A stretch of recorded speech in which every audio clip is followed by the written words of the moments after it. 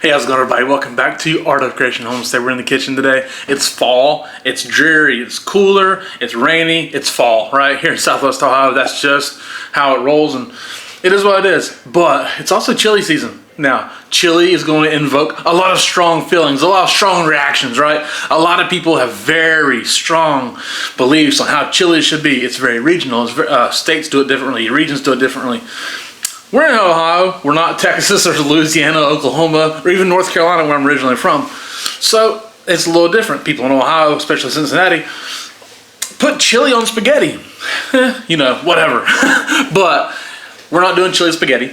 We're doing chili, just a good old hearty chili. Beans, no beans, whatever, I get it. You're gonna have strong feelings. This is our take on chili. All right, so Angela K's over here at the stove. We're going to get at it, okay? Okay, now you're going to see a lot of very different things with my chili. This is my take on chili. Absolutely. This is the way I like chili. So in this pot, I'm using an enamel cast iron Dutch oven. You can just use a big pot or a stock pot. But to me, an enamel cast iron Dutch oven always cooks just about any soup or stew better. I have 1.5 pounds of ground beef.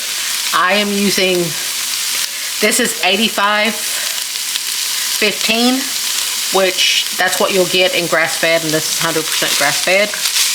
But I would say 85-15 or 80-20, either one will work. Don't go fattier.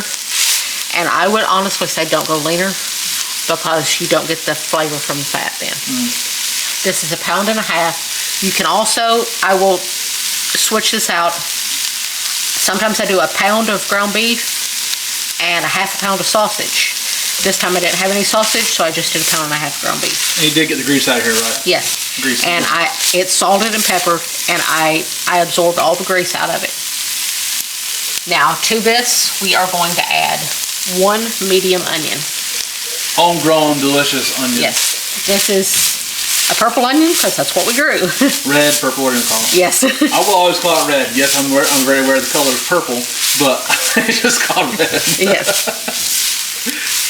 Just like he will not call green grapes green grapes. They're white grapes. He says they're white grapes. But being fair, the variety of that onion is red Zeppelin. Yes. Correct? Yes. Thank you. Now this is also a variation that some of you may or may not approve of.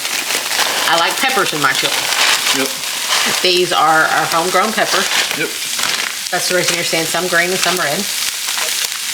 And I'm also adding some yellow.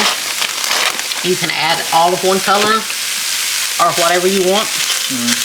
This adds a lot of flavor. What's about 1.5 cups? That's about 1.5 cups of peppers. Look at that, that's a good adds eyeball. Adds a whole lot of flavor. That was a good eyeball, wasn't it? Yes. Thank you. Hey, sometimes you have to give me credit. Yes, you did great. I'm sorry I'm talking over you again, my bad. I know people hate me. Okay, now remember, peppers and onions do not come off the plant and out of the ground seasoned. So you want to season as you go. You want to add a good pinch more salt and a decent amount of pepper. Now I understand why you're seasoning every time. Will you explain for everybody else who maybe they're not aware why you're seasoning at different times? Can you explain why you do that?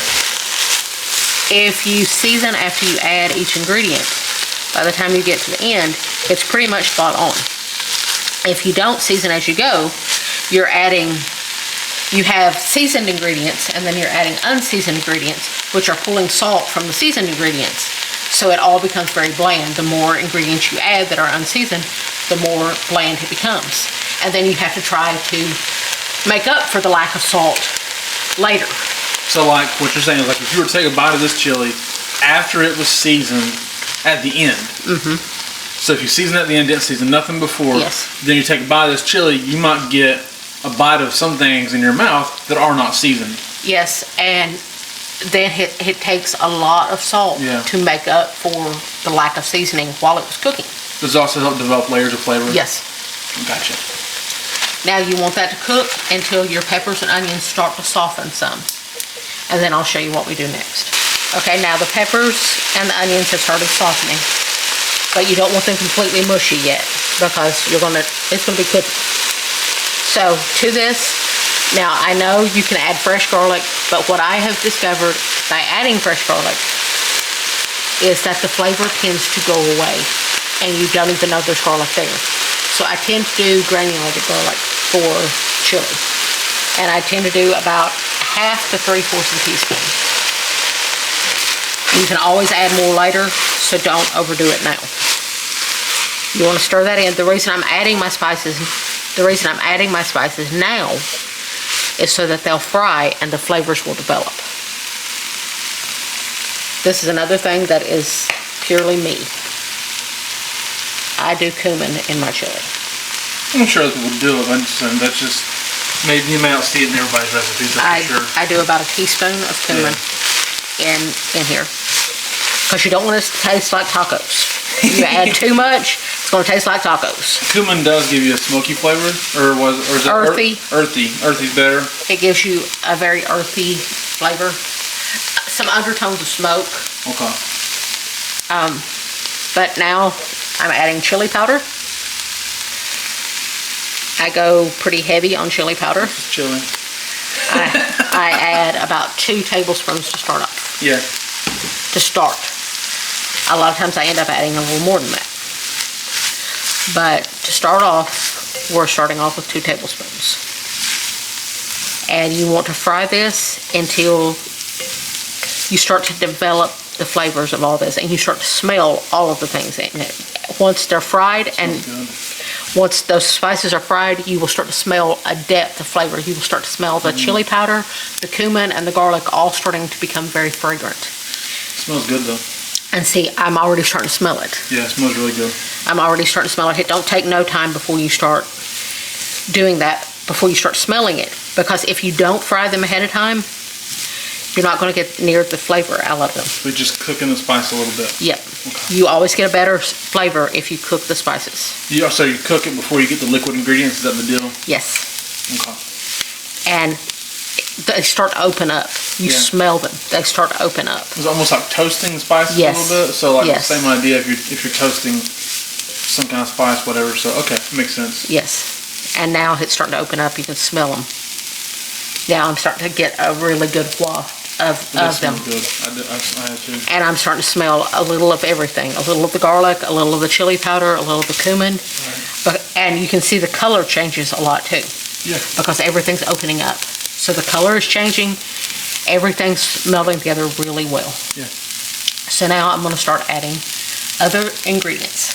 Some of them may be a little controversial. Like this next one that I'm adding.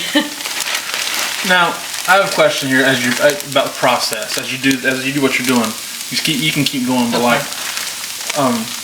so you're wanting, the idea for this though is to add all this stuff before you add, we'll just say these tomatoes, right? Yes. Okay, so you want to add your dry ingredients because it's like baking. A lot of times you're separating your dry and your wet, correct? Yes. So like the idea here is to make sure you cook all these things before you get the wet ingredients in, because will that drown them out a little bit, or what? They won't develop as much flavor. I got you. So now I'm adding 1 tablespoon of light brown sugar. Light brown sugar. Yes.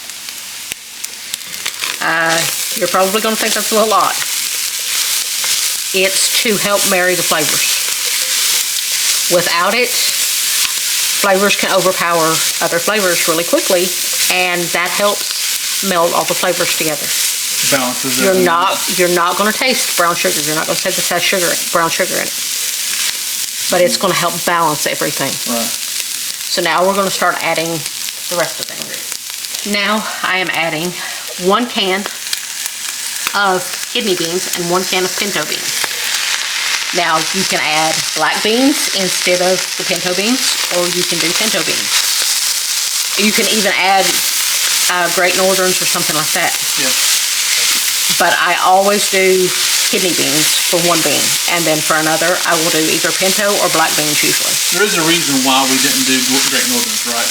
We'll get into that here in just a minute. Yes. Right. But so basically the pinto beans are not quite as firm as the dark kidney beans. Yes. And so it's a little Gives you a different texture. Yes, absolutely. Now. And that was just a regular size can, right? Just Yes, the average. just the average size 14, can. 15 ounce can, whatever it is? Yes. Okay. Now, this is going to be a little weird to some people, and some of you may not have even heard of this ingredient. I'm adding hominy. Yep. Now, this is a large can. I won't add this whole can. It's way too much. It's just the only size we can find. This is the only size that I could find. Now, if you don't know what hominy is, it's corn. It's filled corn that has been puffed. They use a process with baking soda to make it puff out of its basically skin. And it's just the inner part that is puffed. And if you can't find it in your store, I'm going to add about half this can, probably about more like 3/4. If you can't find it in your store, go to on the canned food aisle. If you can't find it there, try going to your ethnic food section where you find the Mexican food, and it may not be called hominy there. It may be called pozole. Huh, okay. So look for hominy or pozole. And as you can see, I think that's enough. I don't think I need the rest of it. Chili, so I gotta be honest with you. And it smells insane. You're doing such a good job. It smells insane. Look, I'm supportive. You've done a great job. I don't keep you locked in a cage all day and only let you out to do videos. Shocker. So now I'm adding 2 pint jars of home canned tomatoes, but you can also add 2 small cans of diced tomatoes. Now I may go back and add another. We'll see. See how it looks. We'll see how it looks. I may go back and add a 3rd. I think we're going to need to honestly start with it, just from looking at it start. Yeah. Now I am going to rinse out the jars with some water and put the water in here as well, because you get all your tomato juice out of your jars that way. But I think I'm going to have to add a 3rd. Yep. So if you're making as much chili as I am, you'll want to do a 3rd. Yep. Now we added another jar of tomatoes. So I will say 3 small cans of tomatoes. And you want to put about 1/4 cup of water in each can or jar and swirl it around to get all the juice off the sides. Yep. And throw in each 1/4 of a cup. Yeah. So now we are going to keep with our rule and season. Yep, because now you put in tomatoes, which you seasoned some when you canned, by the way. And the beans are seasoned. Yes, but the water was not. No. Water don't come out of faucet seasoned, surprisingly enough. And I add a good bit of black pepper. Yeah. I add a really good bit of black pepper. And this is already smelling really good. This is awesome. If you've never had hominy in chili, it adds a wonderful texture and a great taste. And there's not a lot of sodium in this one either. No. If you'll look, you can look right here, the sodium was very, very, very small amounts. So they probably need a little seasoning as well. Yes. So you want to add a good bit of salt. And like I said, I tend to add a lot of fresh cracked black pepper. Now, you want to turn your heat up on medium high, and you want to bring it to a bubble. And when it starts to bubble really good, you want to knock your heat back to about medium low. So you want it to simmer, because you just want it to simmer. You don't want it to cook hard, because if it cooks hard, it's not going to develop flavors. It's just going to break down everything. If it cooks slow and simmers, it's going to bring out the flavors and not break down the beans and not break down everything. Okay, this is cooked for about 45 minutes. And as you can see, it's thickened up Beautifully. a lot. It's reduced down. Very nice. And that's what you want. Now, chili, you can let it cook for anywhere from ½ an hour to 2 hours. As long as you want. Yep. But I usually let it go for about 45 minutes usually. Because then it's at a nice thickness for me, and it's reduced down a lot, and the flavors have developed. Now, I did add about ½ teaspoon more garlic powder. Well, granulated garlic. And some more salt. But I didn't have to add any more chili powder. And you can also, if you like yours hot, now this is going to be a milder chili. If you like yours hot, you can add cayenne pepper, you can add hot sauce, or when you add the peppers, you can add jalapenos. Now, if you add cayenne pepper, would you put in less chili powder? No, not really. Okay, that's cool.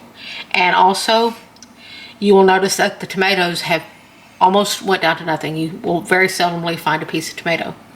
That's going to happen with home canned tomatoes. With store-bought tomatoes, you will see them remaining a little more chunky because they use a chemical to make them keep their shape. So they won't melt down into the chili as much. You will see a few more pieces of tomato. If you don't want the chunks of tomatoes, you can use crushed tomatoes instead, but it will change the texture of the chili a little because you won't have that watery juice. Instead, you will have more of a thick liquid, so the texture will be thicker, and you may have to add a little more water. All right, here's a good bite of chili. Steaming still a little bit. Hopefully I ain't gonna burn the far out of myself, but we should be all right. This is real good. Wow, delicious chili. The hominy is a nice toothy feel. Beans are good. Season is perfect. Angela K made a delicious, flavorful chili. Something that anybody would enjoy if you like beans in your chili. If you have harsh feelings about beans and chili, sorry. But this is really delicious. Now we're going to serve this with some saltines, maybe a little cheese, and maybe a little sour cream. However you feel, obviously. Now, obviously, this is more chili than Angela K and I can eat in one day. I mean, you don't want to load yourself up on that much chili in one day, trust me. But so this is a multiple nights meal for us, and also maybe even lunch on Monday for me at work. But we're going to use these leftovers. You can freeze it if you wanted to, but it also keeps one in the fridge for a few days. This chili is a great way to cook for multiple days for you if you have a small family like we do. So thank you guys so much for watching. We do appreciate it. My name is Jason. That's Smart One. Her name is Angela K. This is Art of Creation Homestead. We love y'all. God bless you and goodbye.